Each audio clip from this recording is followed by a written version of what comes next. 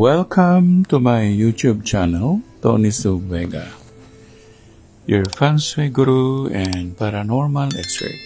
Horoscope, Gemini, May 21 to June 20. Today is Wednesday, June 19, 2024.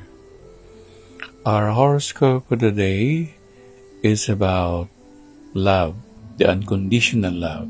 Someone will give you that kind of love. Ngayong araw na ito ay horoscope ng Gemini, May 21 to June 20, araw ng Miyerkules, at 19 ng Hunyo 2024, may kinalaman sa pag-ibig. May mga tao na papatunayan nila kung gaano kanila kamahal.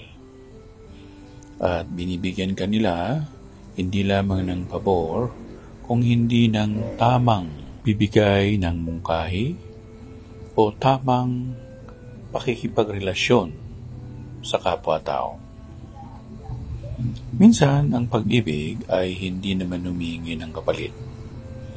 Pero minsan, kapag hindi ito ibinabalik, hindi maganda ang kanyang uri ng pag-ibig.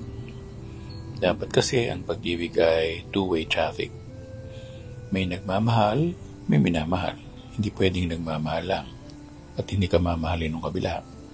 Pag ganun ang uri ng pag-ibig, bitiwan mo na yun.